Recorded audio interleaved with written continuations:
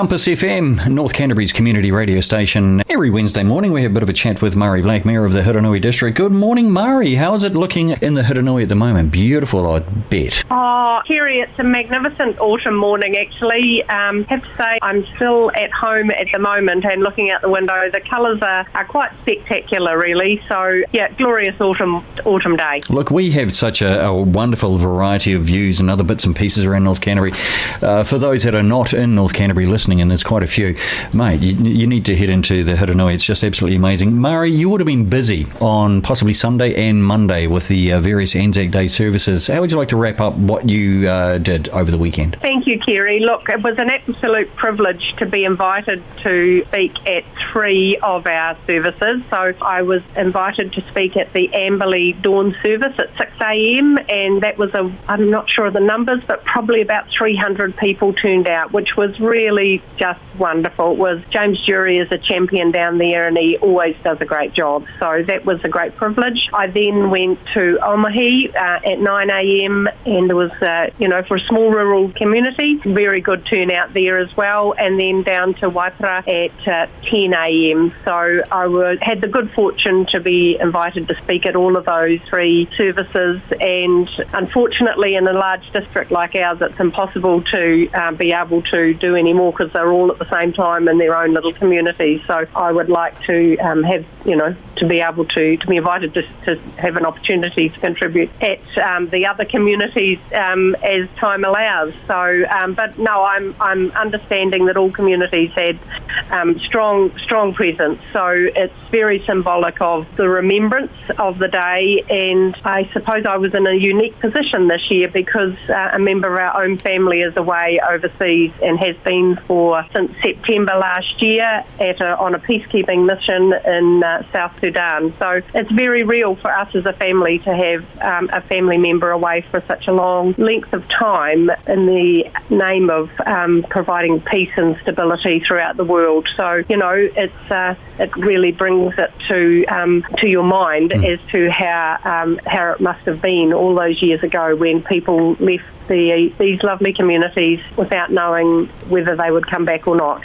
So reflection and remembrance is very powerful. Absolutely a good thing too. Anzac Day, being invited to a number of the services, Murray, I believe that the Hurunui district is one of the largest in New Zealand with the quite a sparse population. So there's a lot of places to go. The Merrill chauffeur would have been very busy on Monday morning. Did you have a Merrill chauffeur or is it just hubby? That's correct. There you go. I have the good fortune of having a good chauffeur. Absolutely, yeah. And well done to that. Now, look, there's been a bit of stories going around, like 1 or 2 other councils, that they're being absolutely slammed with building consents and various delays and other bits and pieces. 8. Is it 8 large subdivisions around Amberley going on? How's the consent delay going in the Hurunui? Yes, look, you get good fortune in having subdivisions opening up and people wanting to come and live in your community, which is fabulous because they will bring strengths and wisdom as well. But the bottom side of that is that when the demand for consents go on, there is a statutory requirement, and there has been occasions in the last wee while where we haven't been able to meet our statutory requirements to get our consents out, mostly because of the demand,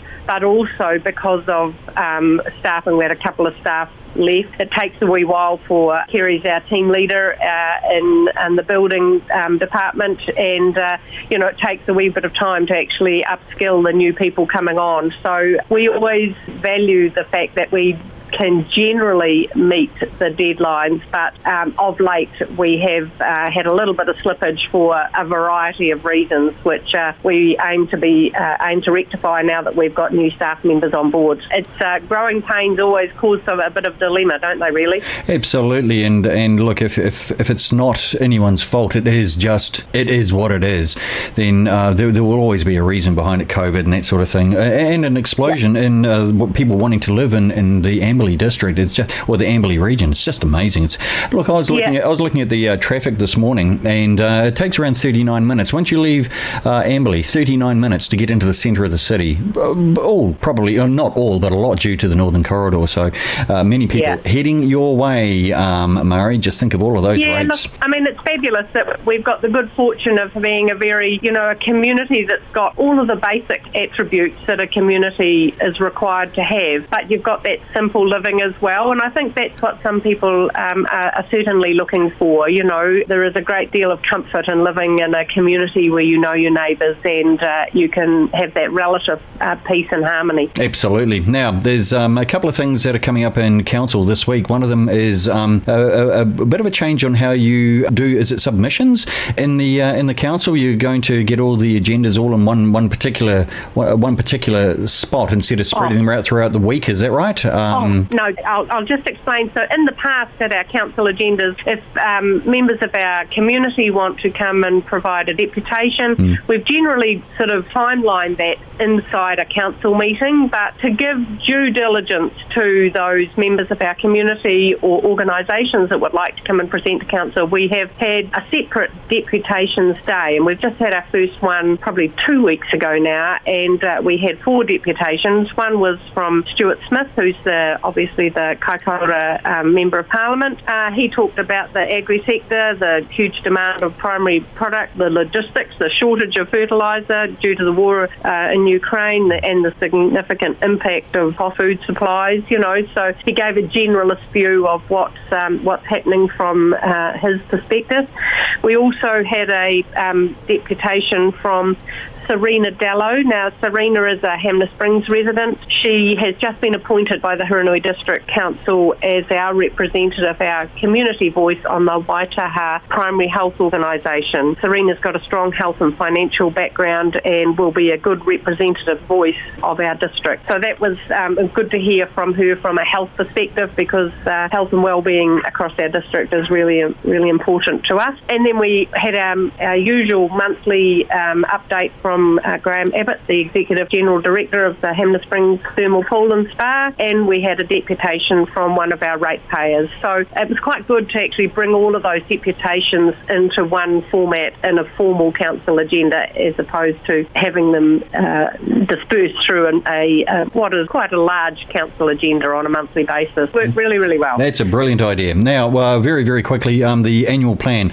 You're working on that at the moment. How's that looking? Yes, we've been working on our annual plan, our rate increase prediction, probably for about a month now. I want to talk to our community and convey the thoughts that actually our councillors have had a very thorough look at our budgets, our proposed budget. There are several reasons why we have an increase outside of what we'd predicted in our long-term plan, and in our council agenda for tomorrow we are proposing a 10.5% increase, and so there are significant reasons around that, mostly around the an increase of, our roading budget has just fallen through at this stage, our roading contract I should say. Yep. So you can imagine, as a community like ours that has incurred significant increase that wasn't anticipated. Consumer price index is also, we're at a 30-year high. Those impacts have had an effect on our community as well, as far as our budget setting. So we intend to go out to our community. Well, this will be adopted on Thursday. I'm making an assumption tomorrow, and we'll go out to our community through the early part of May to inform our community as to our reasons why. And but we've pretty much trimmed every area that we can trim to ensure that we are meeting the needs of our community expectation. No, fair enough with that, and good luck with the explanation of a 10% increase. But that's what you get voted in for. Yeah, we're living in dynamic times, aren't we? Really, and yes. Some things are outside of our control. Yep, you're absolutely right. Mari Blake, Mayor of the Hurunui District. Thank you so much for coming on to Compass. We'll have another chat to you on air next Wednesday. How does that sound? Perfect. Thanks, Kerry. 104.9, 103.7 Compass FM.